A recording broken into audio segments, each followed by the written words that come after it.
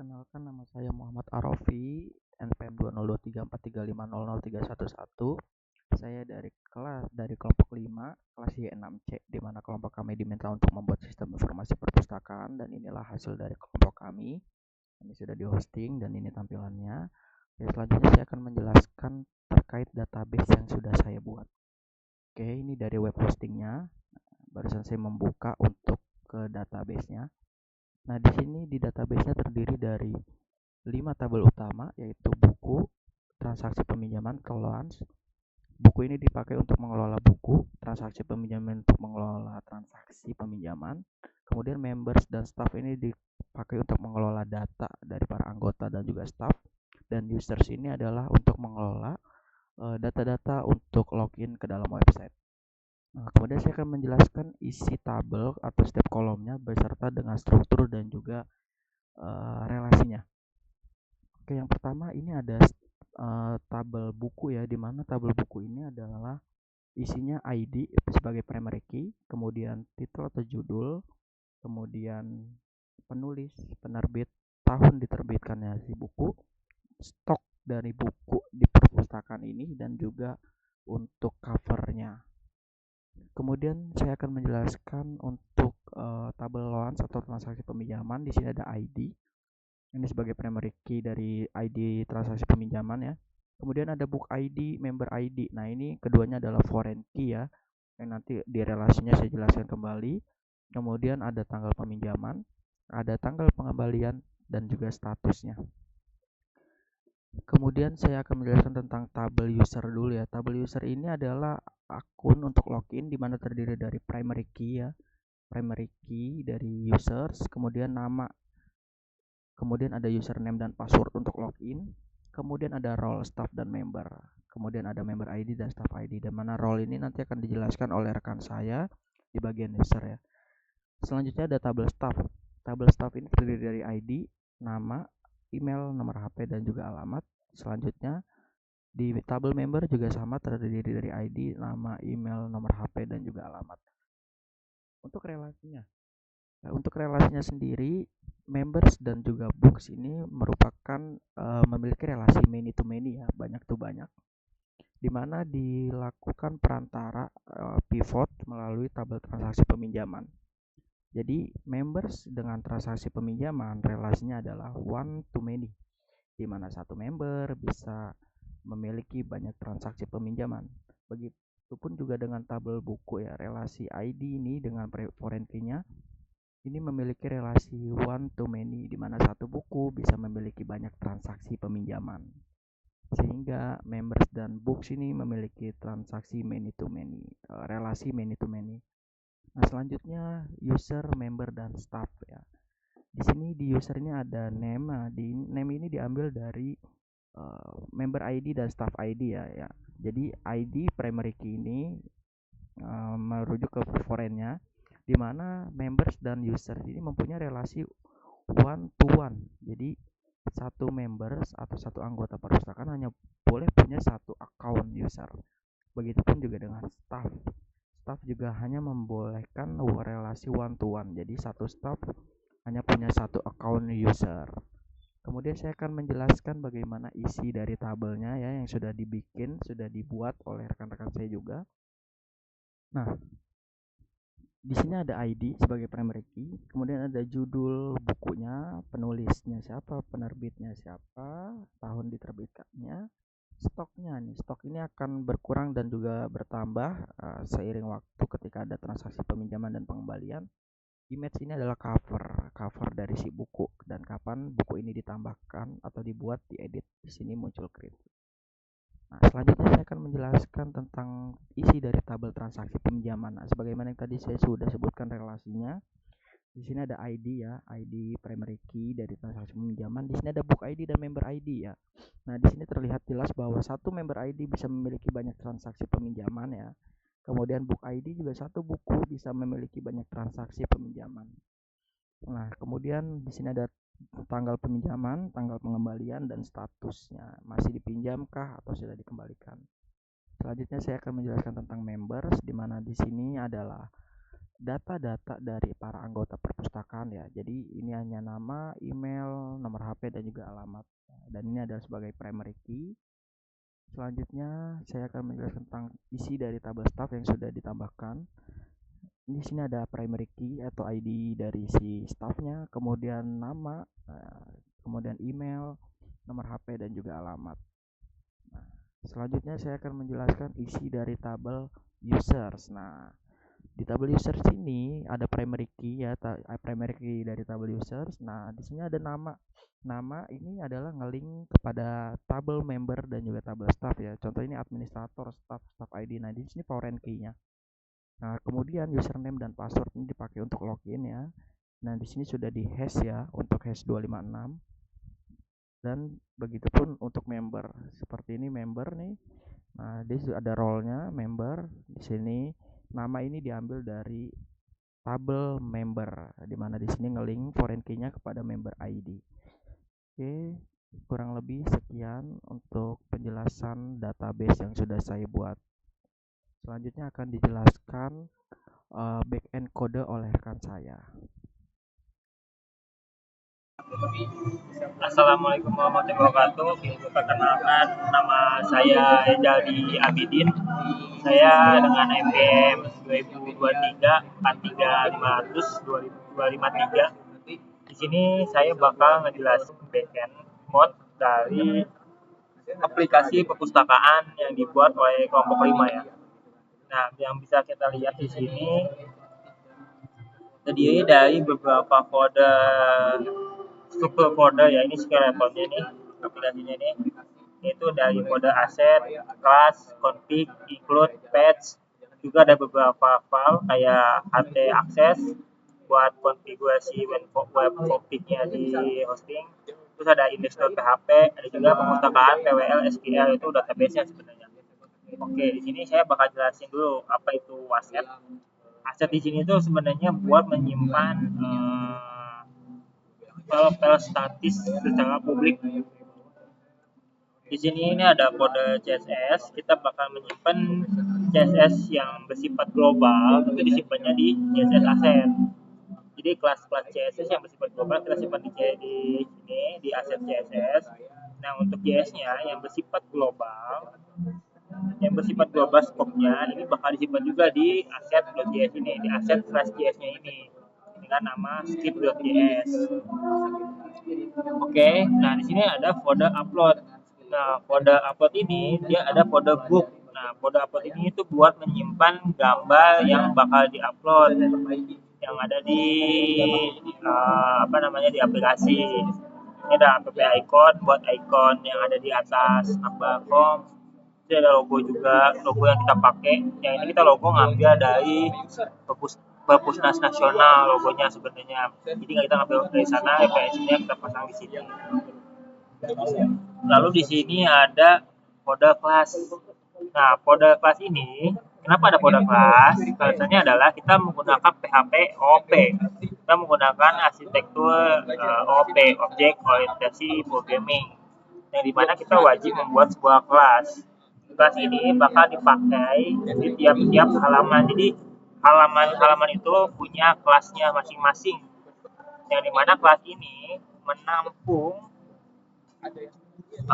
fungsi-fungsi yang bakal dipakai di halaman itu. Contoh ini ada out ya, atau login lah, authentication atau authorization ini. Nah, di sini kita ada fungsi namanya di konstruktornya. Nah, di sini ada fungsi login. Nah, fungsi login ini bakal menghandle user ini ketika login itu menjadi seorang member apa seorang staff. Oke.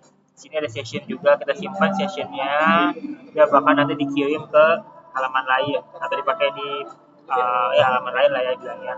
Nah, di sini juga ada function logout, di mana udah pasti kalau kita logout kita hapus semua sessionnya, semua yang terikat ketika login itu kita hapus.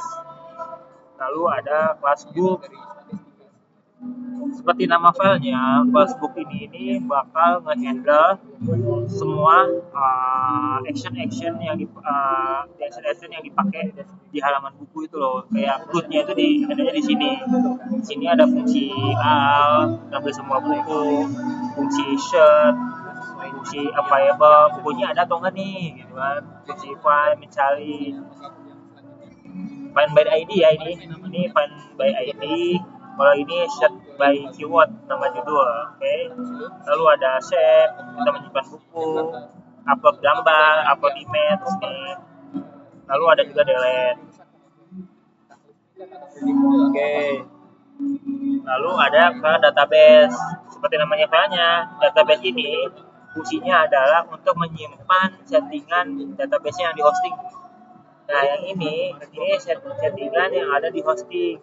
Karena saya bukannya codingannya di lokal, ya saya settingannya masih pakai settingan lokal saya, yaitu ada hostnya, username-nya, password-nya, database-nya, connection-nya. Sedangkan kalau yang di hosting itu adanya host, name, password, database. Nah, ini ada password-nya, kita koneksi, kita ambil data yang di atas, kita jadi koneksi.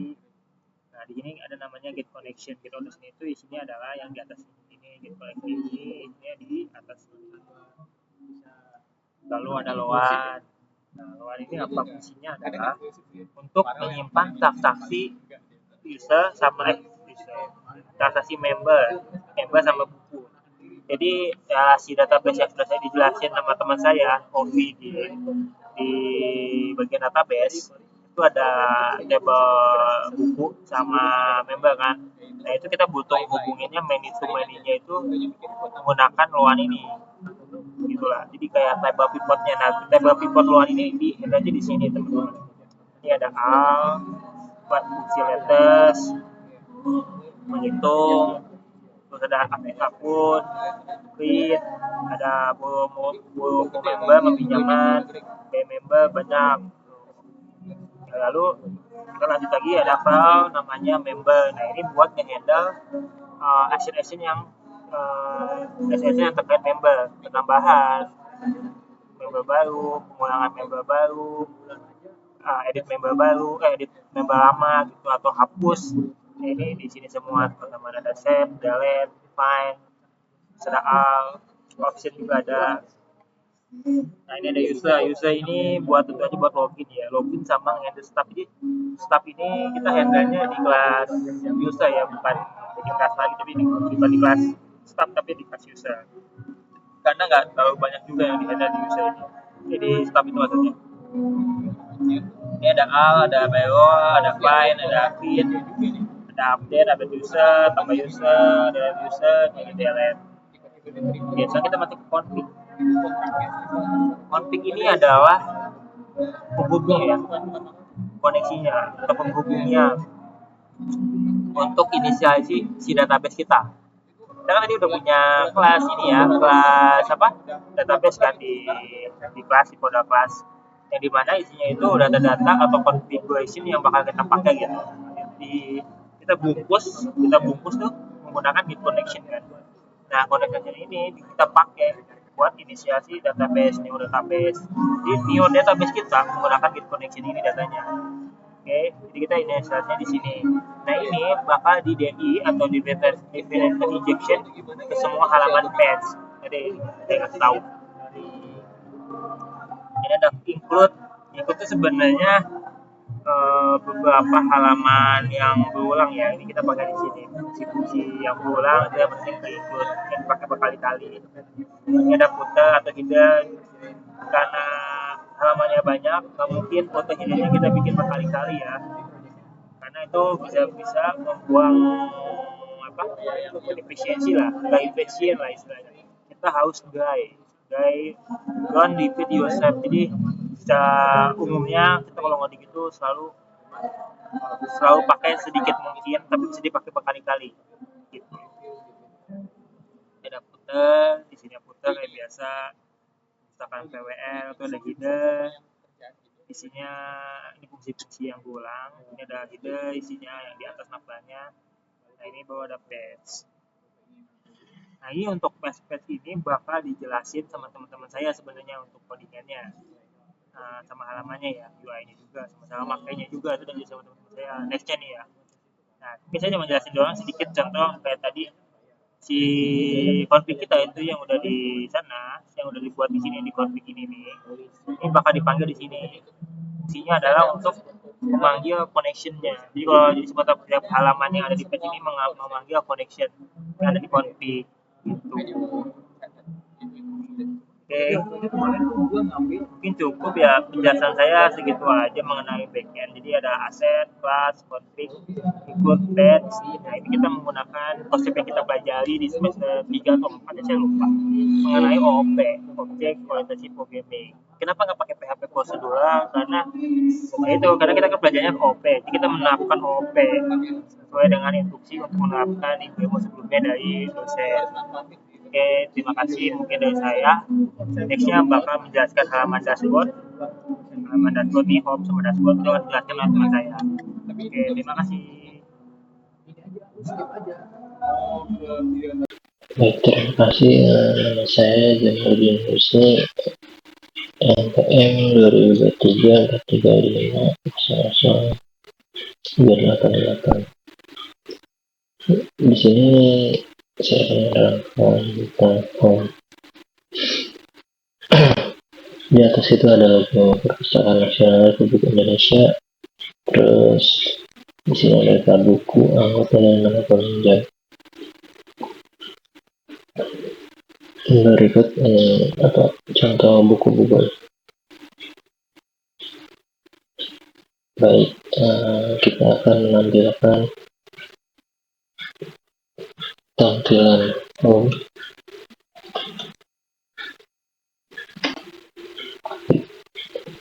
Tampilan dashboard dulu. Di sini ada tampilan dashboard. Terus ini ada total buku, total member, total peminjam, dan sedang dipinjam. Terus ada buku. Di sini ada tambah, edit, dan hapus koleksi buku.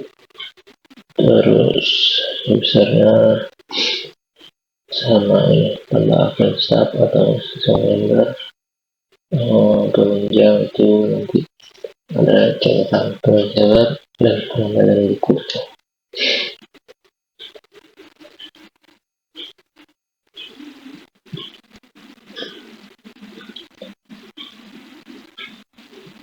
Selanjutnya saya akan menampilkan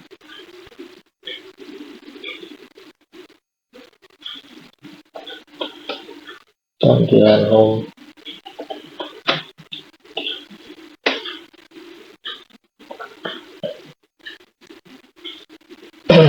Nah, di sini tampilan home untuk member. Di sini ada home sama peminjaman.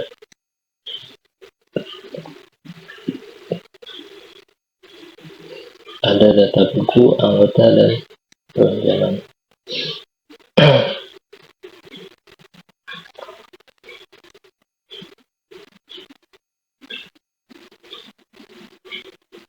Terus kita masuk ke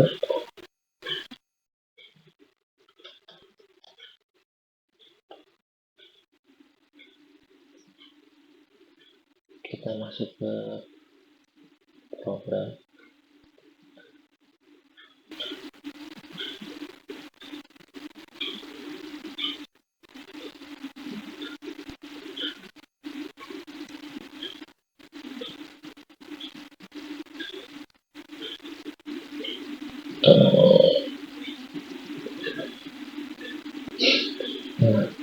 Di sini ada home.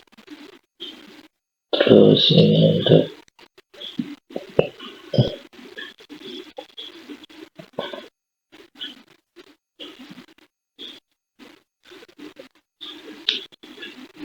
codingannya, ini untuk indeks.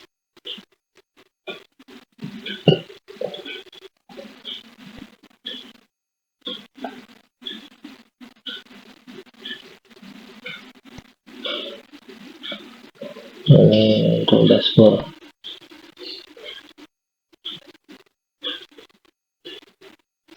Ini tampilan CSS ya, dan yang tampilan kode PHP.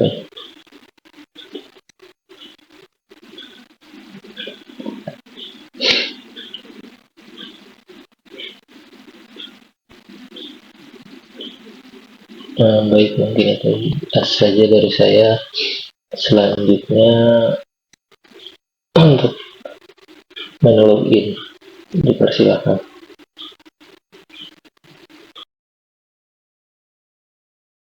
Baik, di sini saya akun Basor dengan NPM 2023 43539. Di sini saya akan menjelaskan bagian halaman login. Yang mana di halaman login ini sebelum masuk gitu kan, itu terdapat hanya satu tampilan yaitu home saja. Dan di sini tertera kamu sudah logout. Yang artinya di sini saya belum masuk menggunakan dua cara. Yang pertama itu adalah caranya itu sebagai member. Yang kedua itu sebagai staff admin. Oke, mula-mula kita akan masuk ke bagian pecokanan ini, itu di login. Nah, di login ini itu ada tampilan untuk kembali ke home. Nah, di sini ada kita harus memasukkan username dan password. Oke, yang pertama itu adalah saya ingin masuk menggunakan sudut pandang sebagai member, gitu kan. Kita masukkan username dulu, siswa. Terus untuk passwordnya ya, siswa 123 itu huruf kecil semua. Login. Nah, setelah login ini ada keterangan itu adalah login berhasil di bawah tulisan home dan peminjaman saya. Di sini hanya ada dua tampilan yaitu home dan peminjaman saya. Dan di sini ada keterangan sebagai member yaitu Hawalita gitu kan. Di home ini adalah dari pihak dari member itu sendiri itu bisa menemukan buku, lihat detail dan peminjaman menggunakan akun member itu sendiri. Untuk di peminjaman saya itu adalah daftar buku yang pernah dan sedang dipinjam. Di sini ada keterangannya gitu kan. Nah, untuk hanya itu sih untuk tampilan login bagi member. Nah, terus kita logout gitu kan. Nah, di sini ada keterangan kamu sudah logout gitu kan. Nah, seperti cara yang sebelumnya tadi sebagai member, admin pun juga sama cara masuknya gitu kan.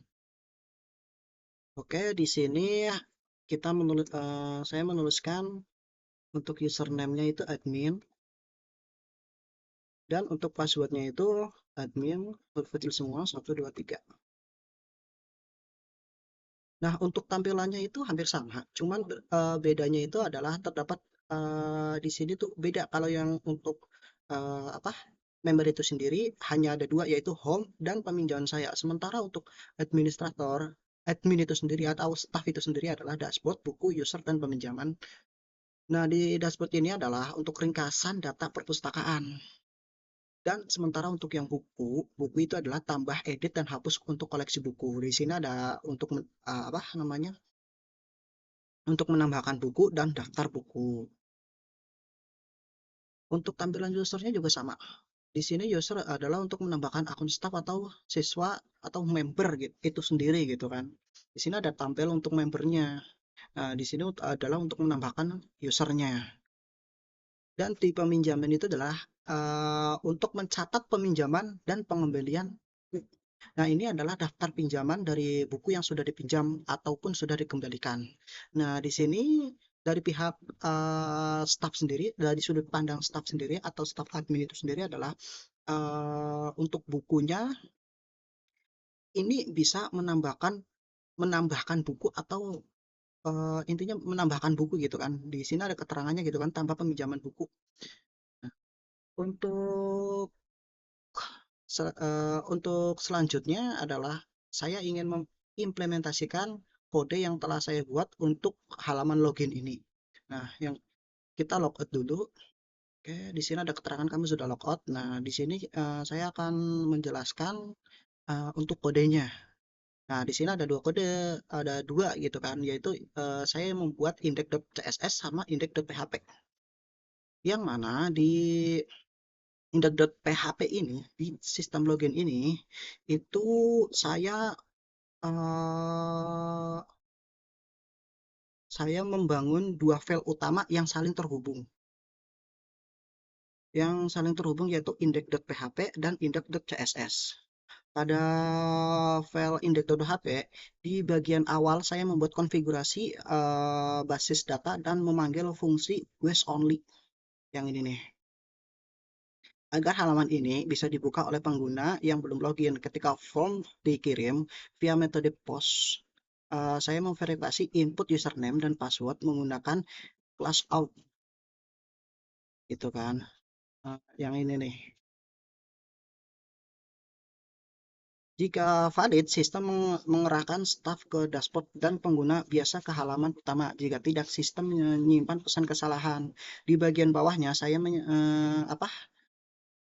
menyusun struktur HTML yang memuat tombol kembali, input data, serta blok PHP untuk menampilkan pesan error jika login gagal. Nah, untuk selanjutnya pada file index.css, saya akan pindah ke index.css di sini nih. Saya mengatur posisi form tepat di tengah layar menggunakan CSS grid pada login page. Kelas login wrapper saya beri batas lebar responsif minimal 100,390 px. Sedangkan pada login card, yaitu ini nih, login card ini nih, saya tambahkan latar putih, sudut melengkung, dan efek box shadow untuk menampilkan elegan. Saya juga menambahkan gaya interaktif pada tombol back home serta warna kontras pada alert agar pesan kesalahan mudah terlihat. Nah, dengan perpaduan login di index PHP dan tampilan di index.css ini, halaman login yang saya buat tidak hanya aman di backend, tetapi juga bersih dan responsif di antar muka pengguna. Demikian penjelasan saya tentang login. Untuk penjelasan berikutnya akan dijelaskan oleh rekan saya. Terima kasih.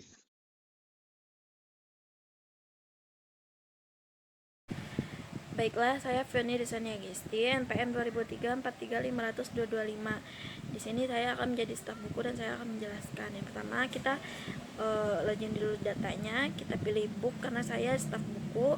Nah, di sini ada data coding untuk PHP-nya. Bisa kita lihat. Selanjutnya, di sini data coding untuk CSS. Bisa kita lihat. Selanjutnya, kita akan login sebagai staf bukunya. Yang pertama kita login dulu sebagai staf atau admin. Nah, di sini kita pilih menu buku. Nah, di sini penampakannya kita bisa menambahkan buku, edit buku atau hapus koleksi buku. Nah, yang pertama kita coba dulu menambahkan buku nih, misalnya penambahan data, penerbitnya Rezaldi, penulisnya Arofi. Nah, di sini kita bisa milih cover buku yang ada. Nah, misalnya di sini kita pilih cover buku. Nah, di sini tahunnya misalnya 2002. Nah, kita tambahkan buku. Nah, kita bisa dilihat di sini buku sudah bisa ditambahkan. Nah, selanjutnya kita coba edit nih. Kita edit misalnya buku ini ada season 2-nya atau part 2-nya nih. Nah, misalnya penambahan buku 1 atau season 1. Nah, terus tahun terbitnya 2026. Terus update. Nah, coba kita lihat lagi di halaman bukunya nih. Udah ke-update apa belum? Di sini kita bisa lihat. Nah, buku berhasil diupdate. Nah, selanjutnya kita login lagi. Di sini kita coba hapus buku yang tadi. Di sini kita klik hapus dan hapus buku. Hapus buku berhasil. Gitu kira-kira teman-teman untuk tambahkan edit hapus bukunya. Sekian, terima kasih dari saya. Assalamualaikum warahmatullahi wabarakatuh. Perkenalkan, nama saya Safira Nurhaliza, NPM saya 2023-43500-237. Baik, di sini saya akan memaparkan cara mengelola dan menjelaskan fitur data member dan staff. Berikut yang saya akan tunjukkan adalah bagaimana untuk hasil coding di bagian user. Di sini sudah terpapar di bagian indeks CSS-nya seperti ini tampilannya, dan untuk indeks PHP-nya seperti ini untuk hasil codingannya.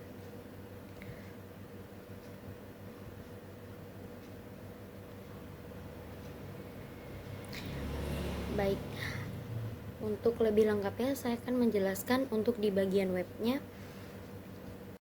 Baik, di sini sudah ada di halaman perpustakaan PWL yang sudah dibuat oleh kelompok 5. Baik, saya akan menjelaskan bagaimana tata cara mengelola dan menjelaskan fitur data untuk member dan staff. Langkah pertama adalah kita klik login dulu. Klik login, setelah itu masuk ke untuk username-nya yaitu admin, dan untuk passwordnya admin 123. Klik login.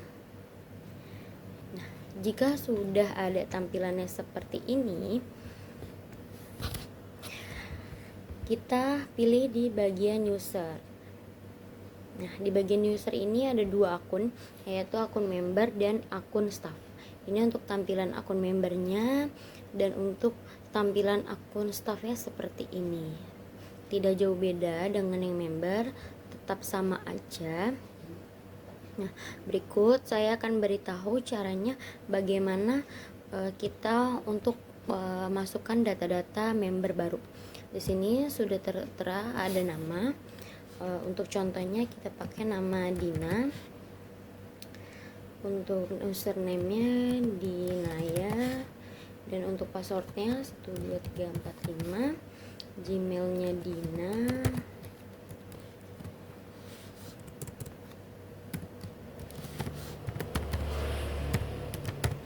Dan untuk nomor teleponnya juga diisi, dan alamatnya juga Jatim. Dan yang terakhir, untuk bagian role-nya ini, karena kita lagi jelasin untuk bagian member, jadi kita pilihannya member ya. Tambahkan user. Setelah itu, jika sudah ada tulisan user berhasil ditambahkan, kita cek kembali di table membernya apakah sudah benar masuk ya. Di sini untuk nama Dina sudah login menjadi member untuk perpustakaan PWL. Nah, saya akan menjelaskan lagi bagaimana caranya untuk update lagi atau edit nama member tersebut. Caranya, kita ke bagian aksi dan klik edit. Nah, setelah diklik nanti akan muncul lagi nama utama yang ada di sebelah kiri. Nanti kita hanya isi aja di bagian seperti ini, ditulis update. Dan untuk username juga update. Dan untuk password ini tidak usah diedit, dikarenakan jika password ditampilkan ulang khawatir akan di-copy oleh orang lain gitu.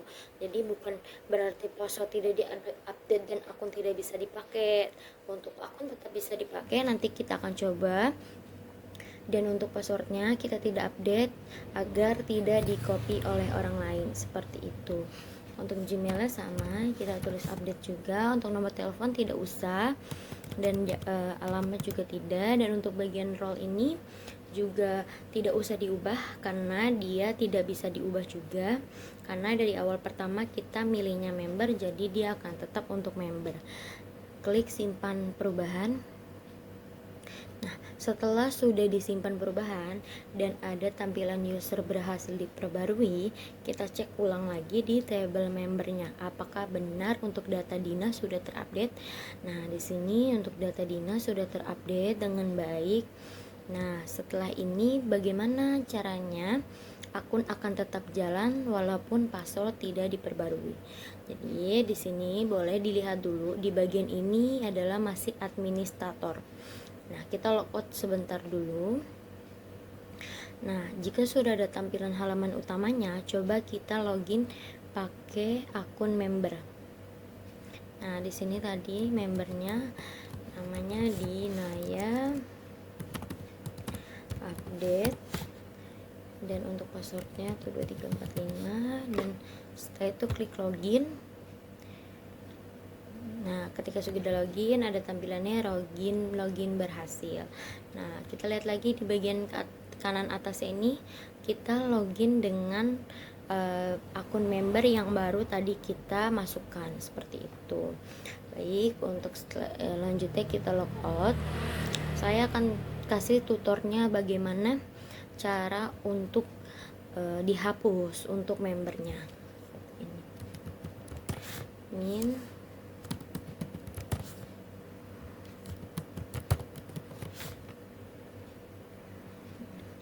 nah, ini karena kita sudah masuk ke bagian yang tadi, kita klik user lagi. Nah, untuk cara menghapusnya gampang aja, seperti ini. Kita ke bagian aksi dan klik hapus, lalu klik OK. Nah, setelah itu kita lihat update lagi nih. Ketika ada kalimat data berhasil dihapus, berarti kita cek lagi di tabelnya apakah benar-benar sudah terhapus. Nih, di bagian table member sudah tidak ada nama Dina, jadi untuk di membernya sudah kami hapus atas nama Dina, seperti itu.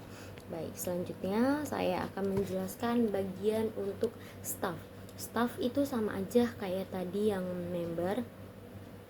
Jadi kita bagian di sininya tulis nama, contoh Dino, dan untuk username-nya Dinoyo, passwordnya 12345, gmailnya Dino,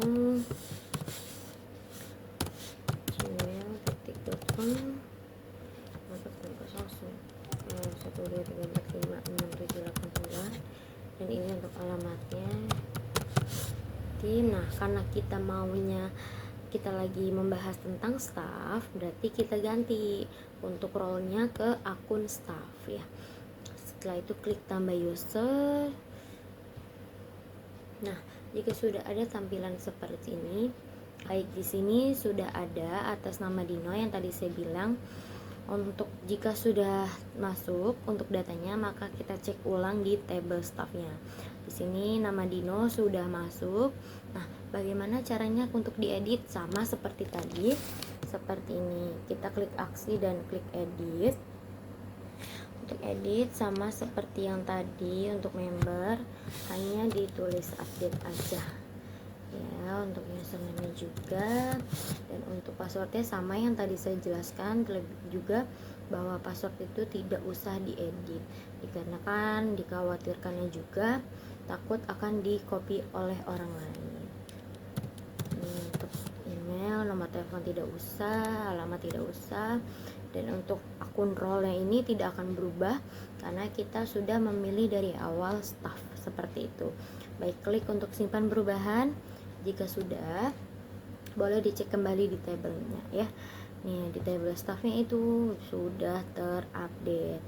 Nah, untuk akun Dino ini bisa digunakan. Jadi gini, seperti yang tadi saya contohkan, karena ini masih administrator, kita ganti oleh akun staff. Kita logout terlebih dahulu. Nah, jika sudah ada di halaman utama, kita login kembali. Nah, kita loginnya menggunakan akun untuk staff Dinoyo, update passwordnya dan klik login. Nah, jika sudah masuk akan tertera jelas di sini login berhasil gitu. Nah, bagaimana caranya untuk menghapus? Nah, ini untuk menghapusnya sama seperti yang tadi Kak ya. Untuk yang penghapusan itu seperti kita memilih di bagian aksinya. Di bagian aksi kita hanya klik ini aja nih, hapus. Setelah sudah klik OK, nah kita cek terlebih dahulu di bagian staff apakah sudah benar terhapus ya. Di sini untuk bagian staffnya sudah terhapus. Nah, baik, cukup sampai sini untuk penjelasan saya. Untuk bagian peminjaman akan dilanjutkan dan dijelaskan oleh teman saya. Assalamualaikum warahmatullahi wabarakatuh. Assalamualaikum warahmatullahi wabarakatuh. Perkenalkan, nama saya Agung Aprilian dengan NPM 2023-3500248. Nah, di sini saya akan menjelaskan fitur peminjaman buku. Nah, di sini codingannya dengan book device. Dan di sini ada CSS-nya. Codingan CSS-nya. Dan di sini ada indeks PHP-nya. dengan. Nah, di sini ada loans dan indeks CSS-nya juga.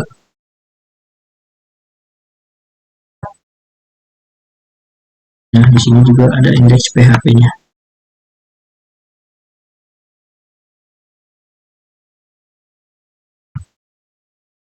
Nah, terus habis itu di sini ada My Allowance. Kita klik My Allowance dan indeks CSS-nya di sini kelihatan. Nah, di sini ada indeks PHP-nya nih, teman-teman. Kita klik indeks PHP, codingannya. Di situ kita membuka websitenya, yaitu perpustakaan PWL data buku anggota dan pinjaman.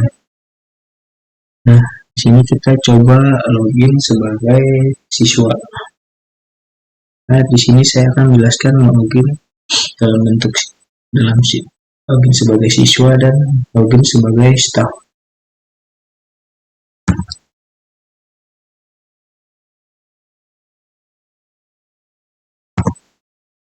Nah, di sini ada keterangan ya, login berhasil. Oke, kita pilih nih dulu nih bukunya yang mau dipinjam. Kita pilih nih, kita klik nih detail buku, stok 4, nama bukunya Short Course Series PHP Programming. Klik detail buku. Nah, sini ada tulisannya nih, penulisnya yaitu Wahana Komputer dan penerbitnya Andi. Dan di sini tahunnya 2009 dan jumlah stoknya 4 buku. Di sini ada tulisannya nih, batas peminjaman mengatur 7 hari dari tanggal peminjam. Di sini nih, batas peminjaman 7 hari dari tanggal pinjam. Kita klik nih, pinjam buku. Nah, di sini tulisannya buku berhasil dipinjam. Oke, ini ada namanya Holita Member. Itu kita coba logout. Atau kita klik dulu nih peminjaman saya. Nah, di sini ada tulisannya ya, teman-teman.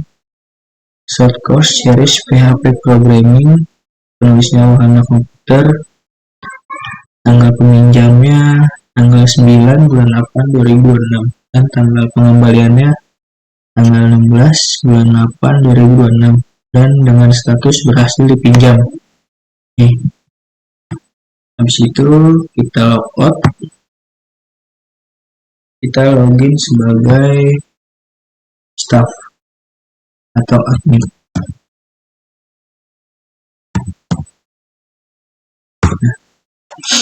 Nah, di sini tertulis ya, teman-teman, login berhasil. Nih, login berhasil, kita klik nih pinjaman. Nah, tadi yang kita udah coba login sebagai siswa atau member tuh ada tuh tangannya di sini nih, buku, nama bukunya, terus nama siswanya, terus tanggal pinjamnya, terus tanggal pengembalian buku tersebut dengan status berhasil dipinjam. Nah, kita udah coba login ya, namanya administrator atau staff nih, staff buku. Kita pilih nih bukunya yang mau kita pinjam, kita sebagai staff nih coba di perpustakaan. Kita klik yang as karena stoknya banyak, kita pilih, terus pilih membernya, kita pilih si Udin. Nah, kita klik nih, di sini juga ada nih tanggal pinjamnya tanggal 9 bulan 8 2026 nih, dan tanggal kembalinya juga sama nih, 7 hari otomatis. Kita boleh ulanginnya ke perpustakaan ini. Dan kita klik tambah peminjaman. Nah, di sini tulisannya nih, data peminjaman berhasil ditambahkan dan daftar peminjaman. Kita lihat nih, bukunya AS, terus membernya namanya si Udin atau siswanya. Nah, terus pinjamnya tanggal 9 bulan 8 2026, kembalinya tanggal 16 bulan 8 2026, dengan status berhasil dipinjam di sini. Sekian dari saya. Bila ada kesalahan mohon dimaafkan. Terima kasih. Assalamualaikum warahmatullahi wabarakatuh.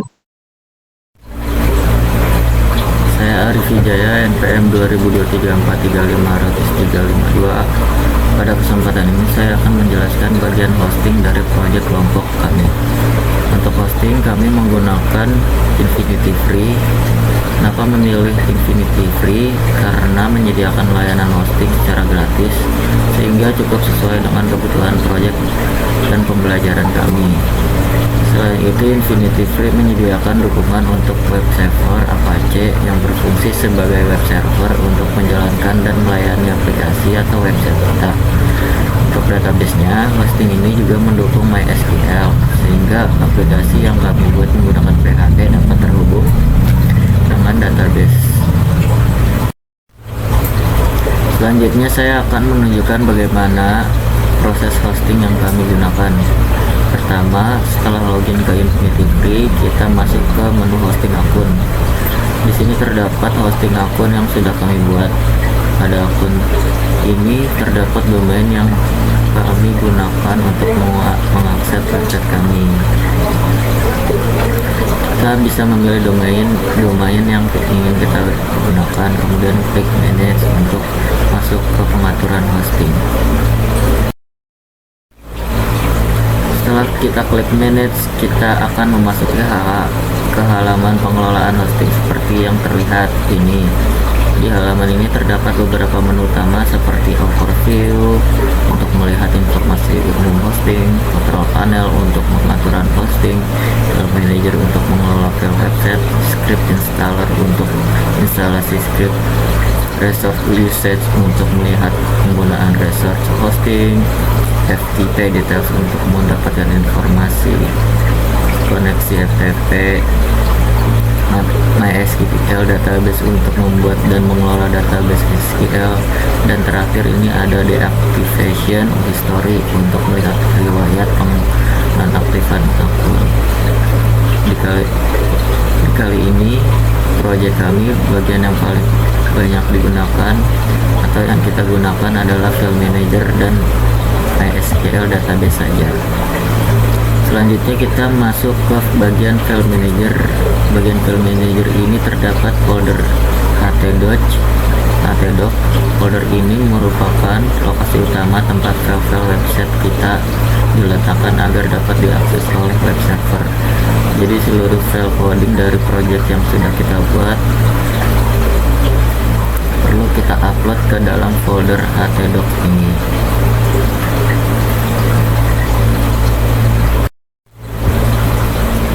Kemudian untuk bagian database di hosting ini tersedia menu SQL database. Untuk proses pembuatan database, konfigurasi tabel serta bagaimana database tersebut digunakan pada proyek kami akan dilanjutkan dan dijelaskan oleh rekan saya. Jadi secara singkat, proses hosting proyek kami menggunakan Infinity Free. Pertama, membuat dan memilih hosting akun. Kedua, masuk ke menu manage untuk mengatur hosting. Ketiga, mengupload seluruh file proyek kami ke dalam folder htdoc melalui file manager. Keempat, menggunakan MySQL database sebagai database untuk menyimpan data aplikasi. Demikian penjelasan saya mengenai bagian hosting. Selanjutnya untuk penjelasan mengenai database dan konfigurasi database akan dilanjutkan oleh rekan saya.